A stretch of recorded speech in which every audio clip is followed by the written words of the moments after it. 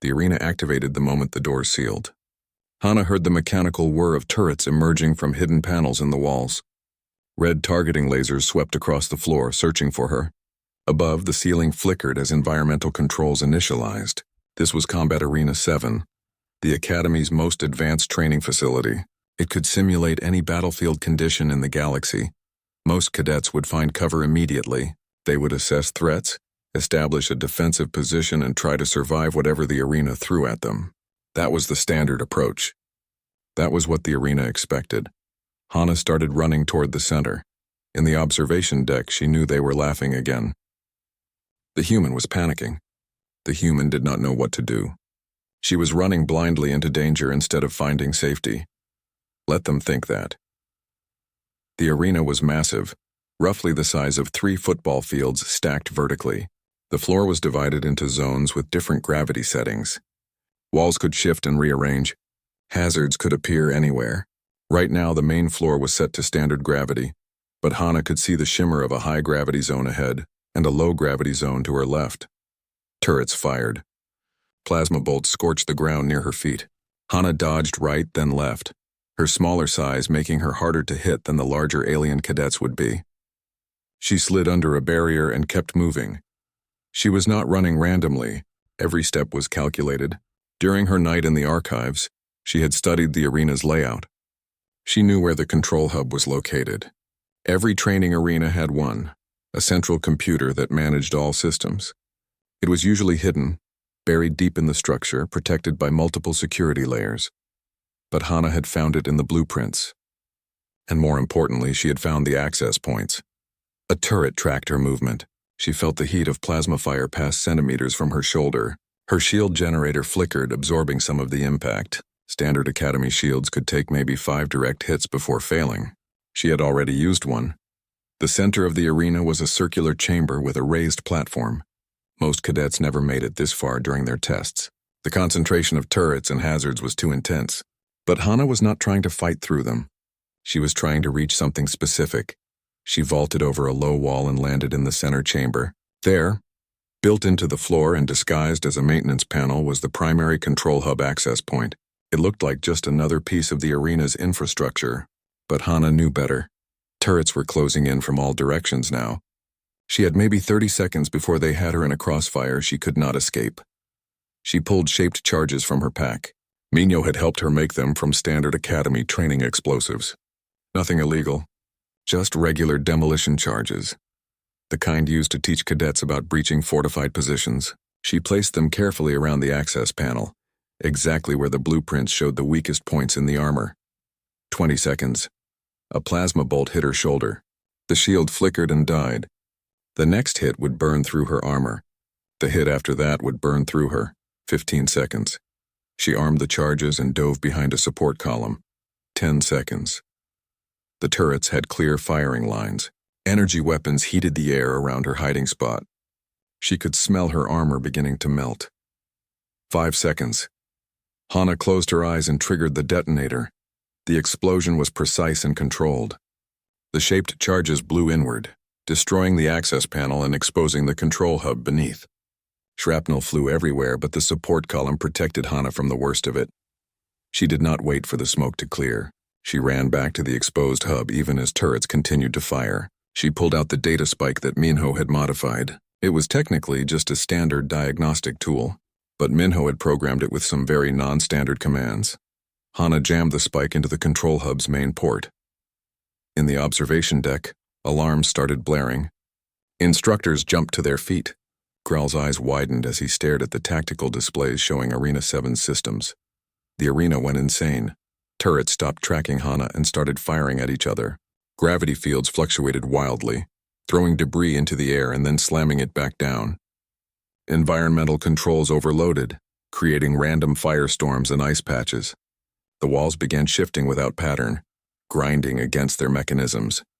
Hana's spike was not trying to control the arena. It was not trying to shut it down. It was sending conflicting commands to every system simultaneously. It was turning the arena's own complexity into a weapon against itself. Minho had called it the Chaos Protocol. The arena's systems were designed to create controlled challenges. but they were also designed to respond to dozens of variables at once. By sending all possible commands simultaneously, the spike made every system think it was supposed to do everything at once. The result was beautiful mechanical pandemonium. And in the chaos, Hana moved. She ran through the malfunctioning arena like she was born to it. When a turret exploded from system overload, she used its fireball as cover to cross an open area. When gravity flickered to low G, she jumped 3 times her normal height to reach a platform. When walls started shifting, she rode them to levels that would normally be unreachable. In the observation deck, instructors were shouting.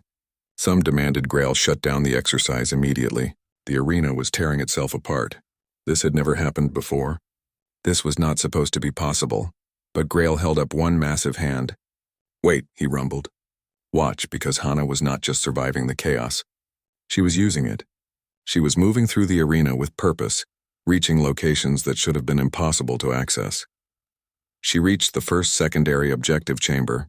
These were small rooms where high-value targets were placed during advanced exercises. They were empty now because Grail had given her no objectives. But Hana planted her academy marker there anyway. The marker was a small device every cadet carried, used to prove they had reached specific locations during tests. One marker planted. She moved to the second chamber, sliding under a malfunctioning blast door that was opening and closing randomly. The door nearly crushed her, but she made it through with seconds to spare. 2 markers planted. Turret fire followed her, but the turrets were as confused as everything else. Half of them were shooting at walls. The other half were shooting at each other. Hana moved between the crossfire like a dancer. 3 markers planted. The arena's main power core was starting to strain. Warning lights flashed throughout the structure. In the observation deck, engineering officers were reporting critical system failures. The arena was going to collapse if this continued. Hana reached the 4th secondary chamber. This one was in a high-gravity zone that was now fluctuating between crushing weight and weightlessness every few seconds. She timed her entry perfectly, planting her marker during a low-gravity pulse. 4 markers planted. The 5th chamber was on an upper level, accessible only by a lift system that was now completely non-functional. But a support cable hung nearby, exposed by an exploding wall panel. Hana grabbed it and climbed, her human flexibility and smaller size allowing her to move in ways the larger alien cadets never could. 5 markers planted. Now came the hard part. The primary objective vault. This was the most secure location in the arena, reserved for the final challenges of elite cadets. It was buried deep in the structure, behind multiple security doors, accessible only through a heavily defended corridor. A corridor that was now completely blocked by arena debris and raging fires. Hana studied the destruction. The normal path was impossible, but there, partially exposed by an explosion, was a maintenance shaft. She had seen it in the blueprints. It was designed for repair drones, far too small for any alien species at the academy. But humans were smaller. Hana crawled into the shaft. It was tight, claustrophobic, and hot. Smoke from the fires made breathing difficult. She pulled herself forward centimeter by centimeter, her armor scraping against the metal walls. Behind her, the arena continued to tear itself apart. Ahead, the vault waited. She emerged directly behind the vault's security systems. They were still active, but they faced outward, expecting threats from the main corridor. They did not expect someone to come through the maintenance systems. Hana planted her final marker in the primary vault. 6 objectives completed. Objectives that did not exist. Objectives that Grail never assigned, but objectives that proved she had conquered every significant location in Arena 7. Now she just had to get out before the whole place collapsed. Hana woke up in the medical bay 3 hours later. The ceiling was white and clean, a sharp contrast to the smoke and fire she remembered. Her body felt heavy, like someone had replaced her bones with lead. Every breath sent sharp pain through her ribs. "Stay still," Daehyun's voice came from her left. "I sealed the cracked ribs with bone gel, but they need time to set. Your lungs are clear now, but the smoke damage was significant. You are lucky to be alive." Hana tried to sit up. Daehyun pushed her back down gently but firmly. "The arena?" she asked. "Completely destroyed. They are still putting out fires. The engineering team says it will cost 12 million credits to rebuild. Maybe more." Daehyun paused. "The academy administration is very angry. But I passed. Instructor Growl submitted your results before they could complain. Official record says you completed a tactical assault exercise with full marks. He described your performance as the most innovative combat solution in Academy history. Daehyun allowed himself a small smile. He also wrote that you are completely insane and should never be allowed near expensive equipment again. Hana laughed, then immediately regretted it as pain shot through her ribs. How long do I have to stay here? 2 days minimum. Your body needs rest. Daehyun checked his medical scanner. You pushed yourself beyond safe limits. If you had stayed in that arena 30 seconds longer, the smoke would have caused permanent lung damage. The door to the medical bay slid open. Minho rushed in, followed by several other human cadets. All 11 humans at the academy had come to see her. They are calling you crazy on every newsfeed, Minho said excitedly. The arena destruction is the top story on the coalition networks. Some people are saying you should be expelled. Others are saying you should be promoted immediately. And humans back on Earth? They are losing their minds. You are a hero. One of the other human cadets, a young woman named Sora, stepped forward. You did it. You actually showed them we belong here. We always belonged here, Hana said quietly. I just made them see it. Over the next 2 days, visitors came steadily. Some were curious. Some were angry. Some were respectful. Jisoo came on the second day, standing awkwardly at the foot of Hana's medical bed. I wanted to apologize, the Korath said slowly. I called you weak. I said humans did not belong at the academy. I was wrong. You were not wrong, Hana said. Humans are weak compared to Koraths. We are smaller, slower, more fragile. These are facts. Then how did you do what I could not? Because I did not try to be strong like you. I tried to be effective like me. Hana shifted carefully in her bed. Every species has advantages. Your strength, the Vril's speed, the Bulan's endurance. Humans, we adapt. We improvise.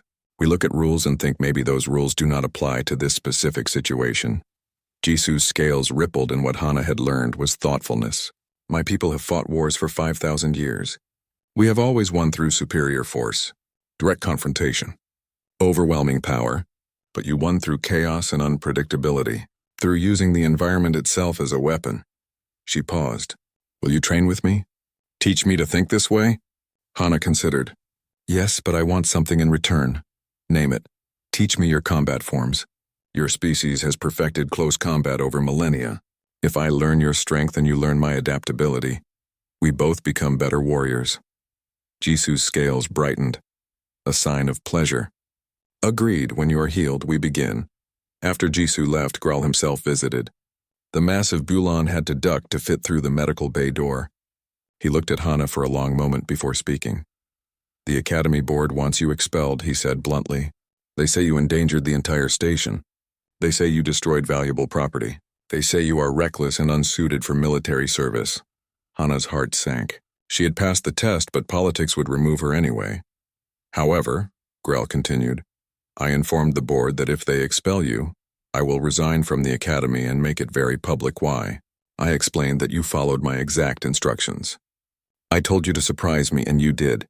If they punish you for succeeding at the task I assigned, then I am the one who failed as an instructor. What did they say? They are unhappy. But they will allow you to stay and graduate. You will, however, be required to pay for arena repairs through military service, 12 million credits worth. At standard military salary, that will take approximately 20 years. Hana nodded slowly. That is fair. Fair? Growl's throat sac inflated slightly. You do not negotiate? You do not argue? I destroyed the arena. I should pay for it. The fact that it was necessary does not change that it was expensive. Hana met his eyes. Besides, I was planning on 20 years of service anyway. Now I just owe the academy instead of being free to leave. The result is the same. For the first time since she met him, Graal made a sound that might have been laughter. It was like rocks grinding together. You humans are strange creatures. Any other species would be outraged at being bound by debt for 2 decades. But you simply accept it and move forward. He turned to leave, then paused at the door. Your final class ranking is 3rd. You would have been 1st, but the 12 million credits in property damage lowered your score significantly. Who is 1st? Jisoo, who is 2nd? A Vril named Kral. Both are excellent warriors. You should be proud to rank among them. Graal looked back at her. The day you entered this academy, I did not think you would survive 1 month. I thought humans were too weak, too small, too different. I was wrong. You are not weak. You are unpredictable. And in warfare, unpredictability is more valuable than strength. After Grawl left, Hana lay back and stared at the ceiling.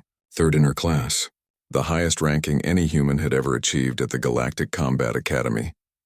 It was more than she had hoped for, more than anyone expected, but more important than rankings or scores was what happened next. Over the following weeks, as Hana recovered and returned to training, she noticed changes throughout the academy. Instructors stopped dismissing human contributions in tactical discussions. Alien cadets began seeking out the human students for joint training exercises. The dining hall where humans once sat alone now saw mixed species tables where everyone shared combat stories and techniques. Sora, the quiet human cadet who had barely spoken before, was now working with a team of Shale students on advanced shield technology. Minho was collaborating with Vril engineers on improved armor designs. Daehyun was teaching alien medics about human field medicine techniques that worked faster in emergency situations. The academy had not just accepted humans, it had begun learning from them. One evening, Minho found Hana on an observation deck staring out at the stars. "Feeling philosophical?" he asked, sitting beside her. "Thinking about consequences," Hana said. "I destroyed Arena 7 to prove a point. But what if the point was wrong? What if I just made things worse?" "Worse how?" "Every human at this academy is being treated with respect now. Earth's military application rate has tripled since your test. The Coalition is actually discussing integrating human tactical doctrine into their standard training. You changed everything." "Exactly. I changed everything. What if humanity is not ready for that? What if we become known as the species that breaks things? The chaos species? What if fear is all we gain?" Minho was quiet for a moment. "Then we prove we are more than chaos. We prove we can build as well as break. But first we had to show them we could not be dismissed." "You did that." "Now we do the rest," Hana smiled. "When did you become wise?" "I've always been wise. You just never listened because you were busy planning to destroy buildings." They sat in comfortable silence watching the station's repair crews work on Arena 7's remains. Already new structures were being assembled. The arena would be rebuilt, stronger than before. And its new design would incorporate lessons learned from Hana's assault, making it more secure against unconventional attacks. Everything changed. Nothing was lost. That was the nature of progress. 3 weeks after her test, Hana received a message from Earth. It was from Admiral Yuna, the human representative to the Coalition Military Council. The Admiral's face appeared on the small screen and she was smiling. "Cadet Hana, your actions at the Academy have created quite a stir in the Council chambers. Several species have formally objected to humanity's continued participation in Coalition military programs. They claim we are too dangerous, too unpredictable, too willing to break rules and ignore protocols." Hana's heart sank. But Admiral Yuna's smile widened. "However, an equal number of species have argued the opposite. They say that humanity's unconventional thinking is exactly what the Coalition needs, that we have grown complacent in our military doctrine, that your test proved humans can find solutions where others see only problems." The Admiral leaned forward. "The Council is voting next month on whether to expand human integration into Coalition forces or to restrict it. Your graduation and first assignment will be watched closely by every species in the galaxy." No pressure, of course. The message ended. Hana sat back, feeling the weight of millions of expectations settling on her shoulders. Minho peeked at the screen over her shoulder. "No pressure," she says. "Just the entire future of humanity's place in galactic civilization, resting on your next assignment." "I should have picked a quieter career," Hana muttered. The observation deck of Combat Arena 7 was packed with cadets and instructors. Everyone wanted to see the human fail. Hana stood alone in the center of the room, her small frame dwarfed by the alien species surrounding her. The Koraths with their scales and sharp teeth whispered among themselves. The insectoid Vril clicked their mandibles and what she had learned was laughter. Even the crystalline shale, usually so quiet, hummed with anticipation. Instructor Growl sat in his raised chair, his massive toad-like body filling the seat completely. He was 7 feet tall when standing, his green-gray skin glistening under the station lights. His species, the Bulans, had been warriors for 10,000 years. They had never lost a war. They had never failed a mission. and Instructor Growl had never passed a human student. Hana kept her face blank. She had trained for 3 years to reach this moment. 3 years of being the weakest in every physical test. 3 years of being laughed at in the dining hall. 3 years of proving herself over and over, only to be told humans were too soft, too small, too fragile for real military service. Cadet Hana, Growl's voice rumbled through the room like distant thunder. You stand before your final examination. Arena 7 awaits. State your readiness. Ready, Instructor? Hana said. Her voice did not shake. She had practiced that too. Grail's huge eyes blinked slowly. Request your mission parameters. This was standard procedure. Every cadet received specific objectives for their final test. Survive for 30 minutes while defending a position. Retrieve 3 data cores from hostile territory. Escort a civilian through a combat zone. The parameters told you what success looked like. Instructor Growl, I request my mission parameters for Arena 7, Hana said formally. The room went silent. Growl leaned forward in his chair. His throat sac expanded slightly. A sign Hana had learned meant he was about to make an important statement. Surprise me, Growl said. Then he waved one webbed hand in dismissal and turned away. The room erupted in laughter. Hana stood frozen. No parameters, no objectives, no way to prepare, no way to plan, no way to know what success even meant. It was designed to make her fail. It was designed to prove that humans did not belong at the Galactic Combat Academy. A Korath female named Jisoo stepped forward from the crowd. She was the top-ranked cadet in the class with scales that shimmered like polished bronze and eyes that reflected the light like mirrors. The human cannot even understand the test, Jisoo said loudly. Perhaps we should explain it more simply. Use smaller words? More laughter. Hana felt heat rise in her face, but she forced it down. Getting angry was what they expected. Crying was what they wanted to see. She would give them neither. I understand, Instructor, Hana said to Growl's back. When is my test scheduled? Tomorrow. Dawn cycle, Growl said without turning around. Dismissed. Hana walked out of the observation deck with her head high. She did not run. She did not let her shoulders slump.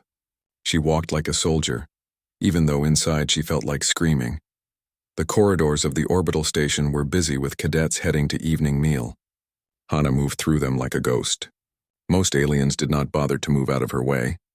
At 5 feet and 4 inches, she was small enough that they simply walked around her, sometimes through the space she occupied, forcing her to step aside. The human quarters were in the oldest section of the station. The rooms were smaller. The air recycling was louder and the gravity was set slightly wrong. It was just uncomfortable enough to remind them every day that this place was not built for humans. Minho was waiting in the common room. He jumped up when he saw her face. That bad? Hana collapsed into a chair. Worse, he gave me no parameters. Just told me to surprise him. Minho sat down heavily. He was the only other human in her training group, a specialist in engineering and systems. Where Hana was small even for a human, Minho was tall and thin, all sharp angles and nervous energy. That's not a test. That's a setup. I know. You should withdraw. There's no shame in withdrawing from an impossible test. Hana looked at him. Yes, there is.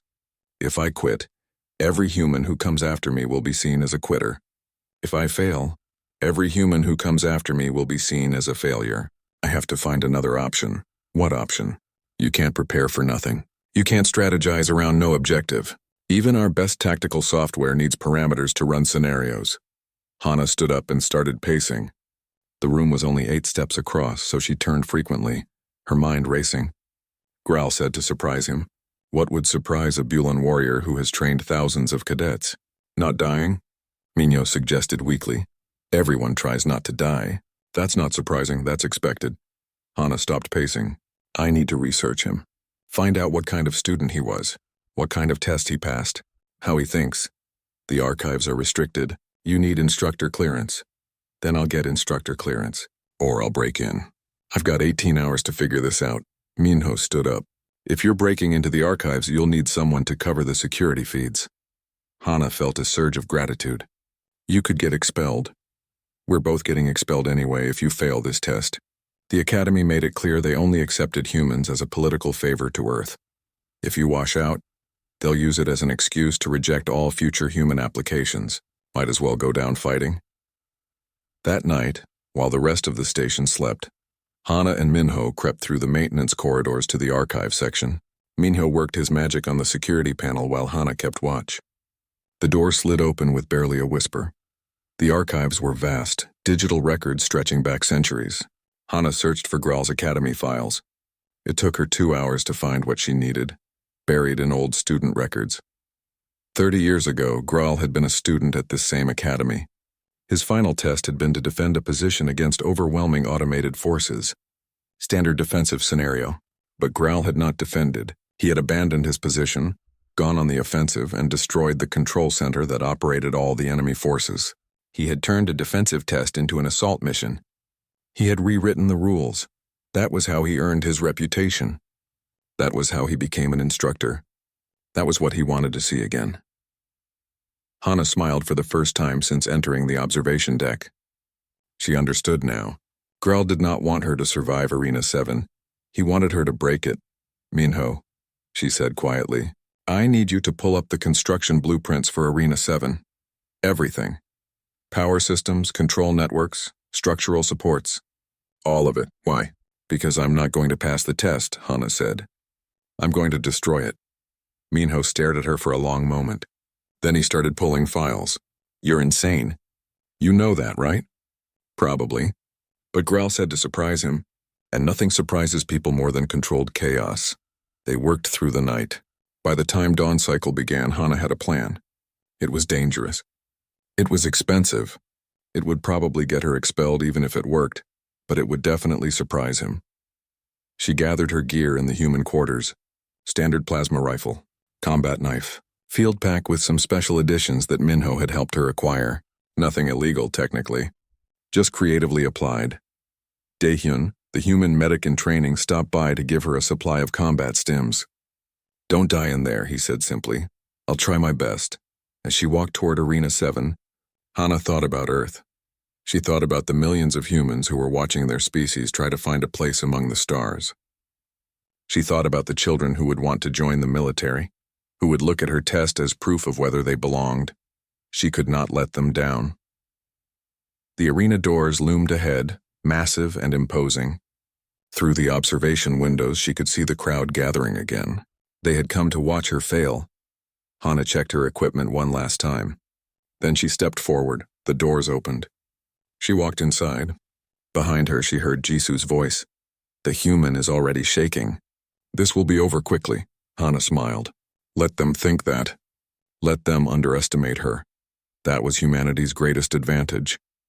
The doors sealed shut with a heavy thud that echoed through the arena. Hana took a deep breath. Time to surprise them all. Maybe farming. Or accounting. Too late now. You are famous. You are the human who broke Arena 7. Eve graduation day arrived with perfect weather. The Academy had adjusted the orbital station's viewing ports to show Earth rising over the lunar horizon. A gesture of respect that made every human cadet stop and stare. Their homeworld, small and blue and precious, hung in the void like a promise.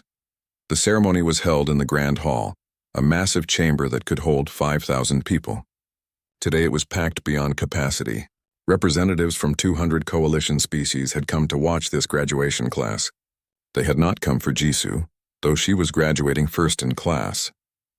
They had not come for Krall, though his tactical scores were the highest in a decade. They had come to see the humans.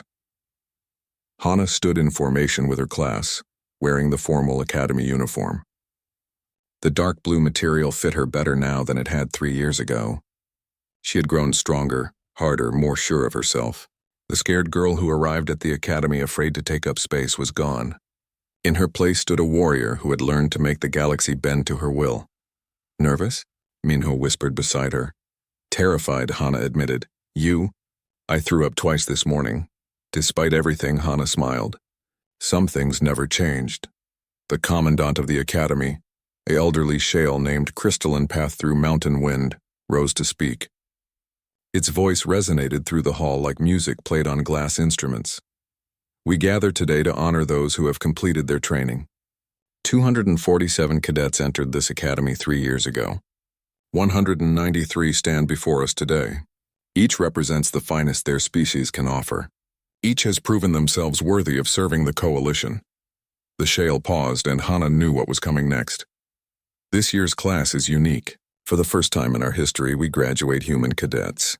When they arrived, many questioned whether they belonged here. They were smaller than our warriors, weaker than our soldiers. Their species had barely left their home system when we invited them to train alongside civilizations 10,000 years old. Hana kept her face neutral, but inside she felt the familiar burn of being underestimated. We were wrong to doubt them, the Shale continued. Humans do not think like we do. They do not fight like we do. They do not follow rules like we do. And that is precisely why they are valuable. Cadet Hana stepped forward. Hana's heart hammered as she walked to the center of the hall. 5,000 pairs of eyes watched her. Some were friendly. Some were curious. Some were still hostile, still convinced humans did not belong among the stars. The Shale descended from the podium and stood before her. Despite its crystalline body, it moved with grace and dignity. You destroyed Arena 7, the Shale said simply. This cost the Academy 12 million credits. It endangered this station. It violated 17 safety protocols. By all traditional measures, you should have been expelled. Hana said nothing. There was nothing to say. However, you also completed an impossible test. You demonstrated tactical innovation that our instructors had not seen in decades. You proved that humans can succeed not by becoming like us, but by remaining uniquely themselves. The Shale extended one crystalline hand. You rank 3rd in your class. You are assigned to Coalition Strategic Operations. Task Force 7. Your first mission will take you to the frontier territories where the Coalition faces its greatest threats.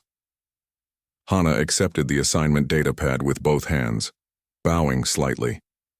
Task Force 7 was legendary. It handled missions that regular military units could not. Black operations, impossible situations, suicide assignments that somehow succeeded anyway.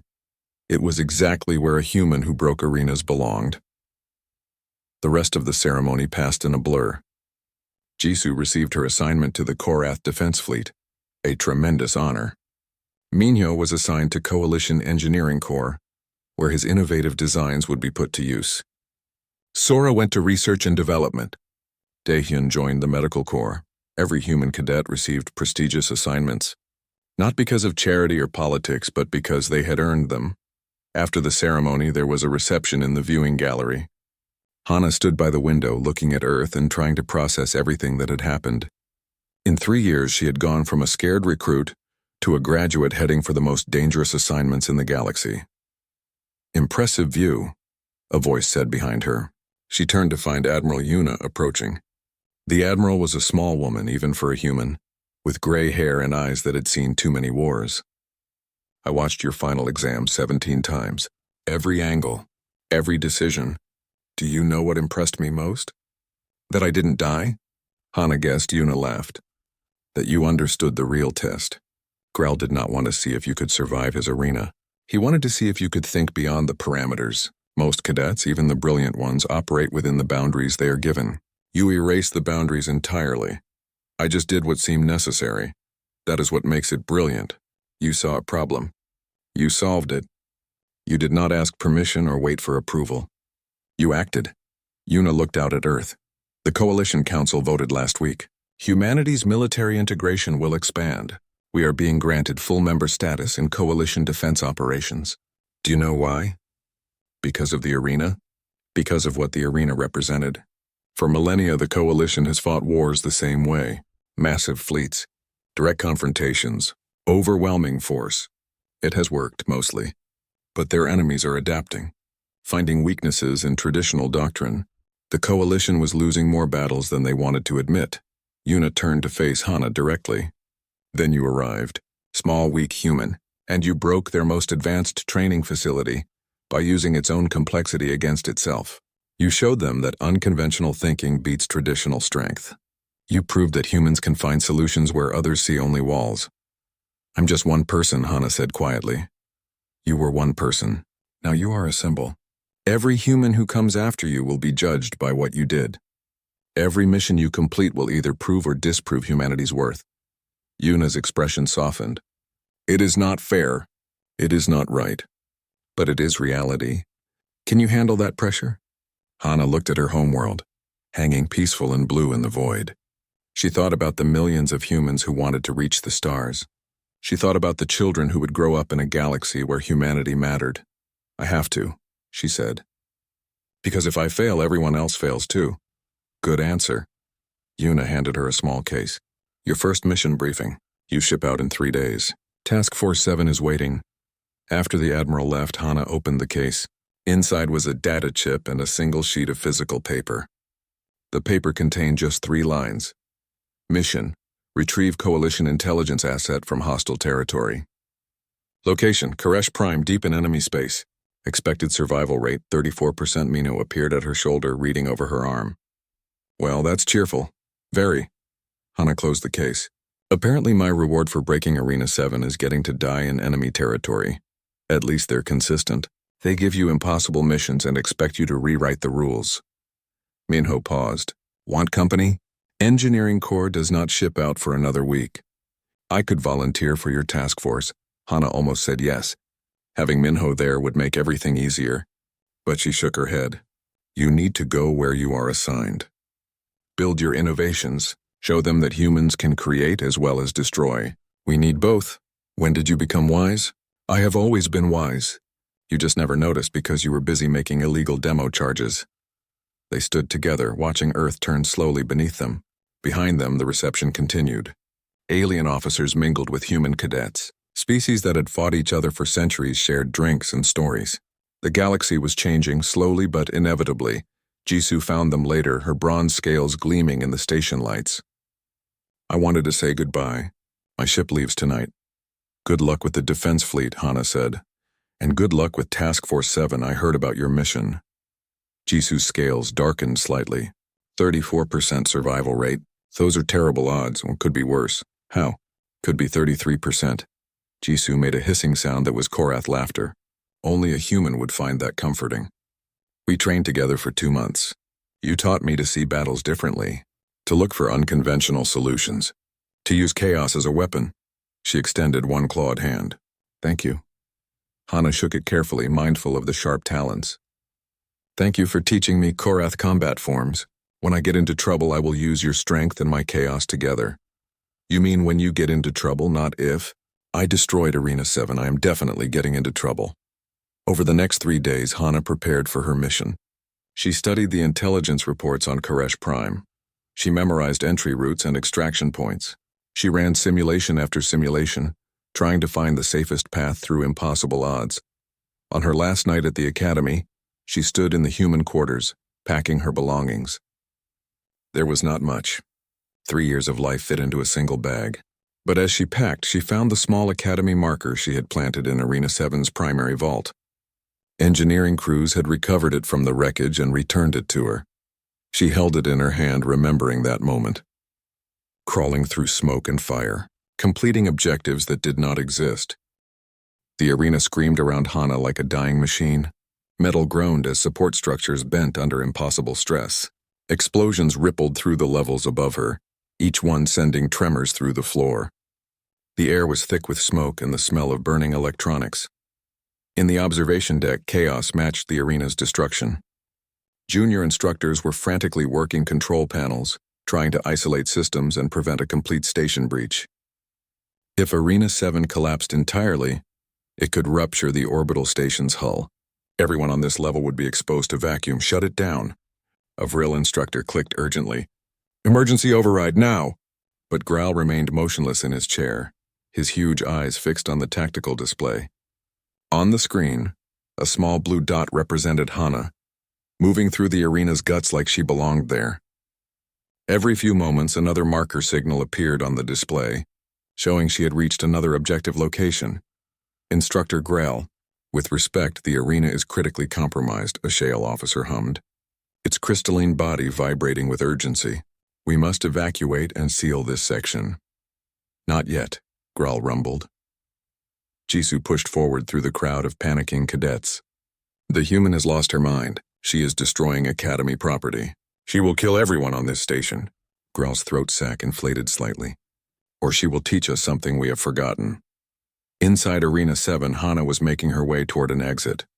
The main doors were buried under rubble, sealed by emergency protocols. The secondary exits were blocked by fires, The emergency evacuation tunnels had collapsed when the gravity systems went haywire. She was trapped inside a disintegrating death trap of her own making.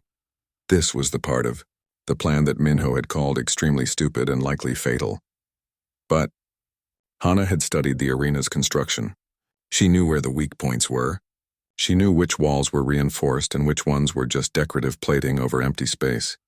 She found what she was looking for on the eastern wall of the main chamber, a section that looked solid, but was actually covering a maintenance corridor that led to the station's main infrastructure. In normal conditions, it would take heavy cutting equipment to breach this wall, but these were not normal conditions. Hana pulled out her last two shaped charges. She had been saving them for exactly this purpose. She placed them carefully at stress points she had memorized from the blueprints, then took cover behind a fallen support beam. The explosion was smaller than the first one, but more focused. The wall peeled away like aluminum foil, revealing the maintenance corridor beyond. Smoke poured through the opening, drawn toward the corridor's air circulation. Hana ran through the gap. Behind her, the arena's main chamber finally gave up. The ceiling collapsed inward with a sound like thunder, crushing everything beneath it. If she had been 3 seconds slower, she would have been part of that wreckage. The maintenance corridor was narrow and dark, lit only by emergency lighting. Hana ran as fast as her injured body would allow. Her ribs hurt where the plasma fire had caught her. Her lungs burned from smoke inhalation. Her hands were cut from climbing through sharp metal debris. She had never felt more alive. The corridor led to an access ladder that connected to the station's main observation level. Hana climbed, her arms shaking with exhaustion. Each rung felt like it weighed 1,000 pounds. But she kept climbing because stopping meant falling, and falling meant everything she had done was for nothing. She reached the top and pushed open the access hatch. Bright light flooded down. She pulled herself up and out, emerging onto the observation platform just as another massive explosion rocked Arena 7. The blast wave threw her forward. She stumbled but did not fall. The observation platform was in chaos. Cadets and instructors were evacuating, heading for the emergency shelters. Alarms blared throughout the station, but Hana walked calmly through the panic, her boots leaving bloody footprints on the pristine white floor. She was covered in soot and burns. Her armor was melted in places, scorched black in others. Blood ran from a cut on her forehead, dripping into her left eye.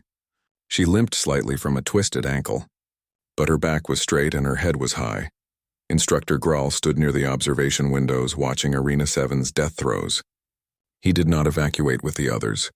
He stood like a statue, his massive form unmoved by the chaos around him. Hana walked up to him and stopped at attention. "Report," Graal said without looking at her.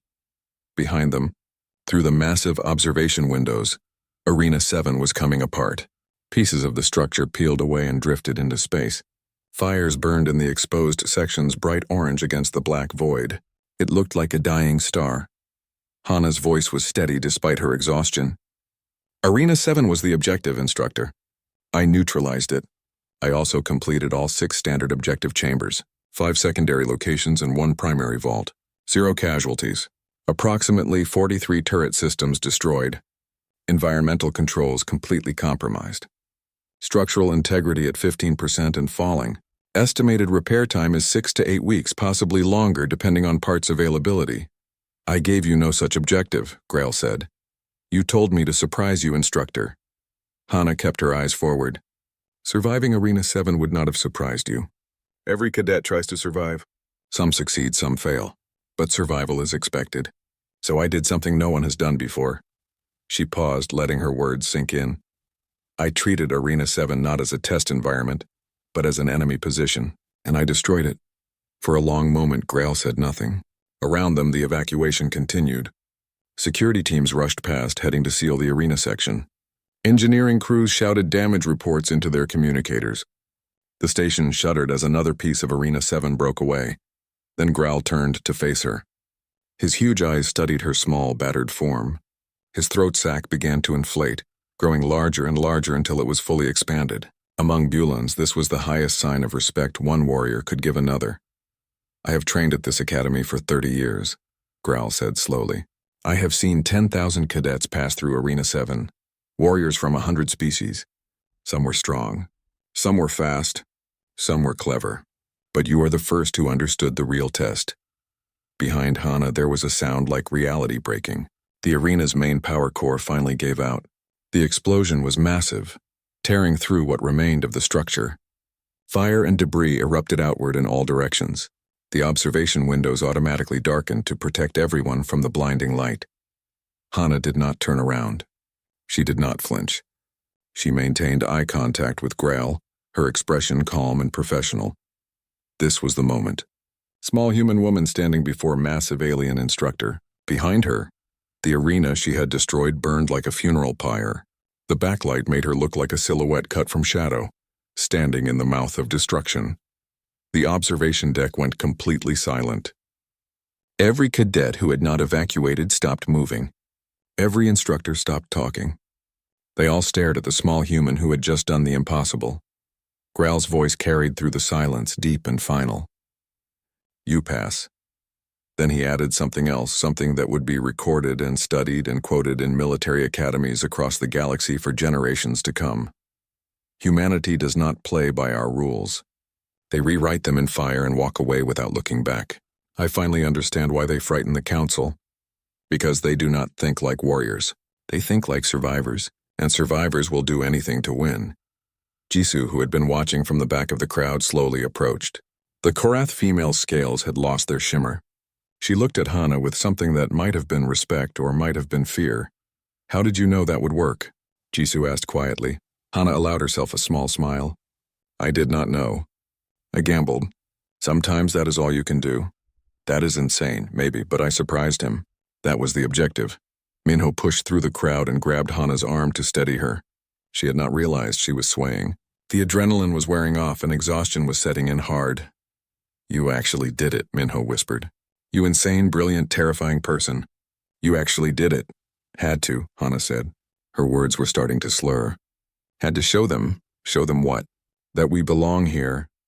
Her vision was getting dark around the edges. That we are not weak, just different. Her legs buckled. Minho caught her before she hit the floor. Daehyun was there immediately, medical scanner in hand, checking her vitals. Smoke inhalation, plasma burns, 2 cracked ribs, multiple contusions, possible concussion. Daehyun rattled off. She needs medical now. As they carried her toward the medical bay, Hana looked back one last time at the burning wreckage of Arena 7.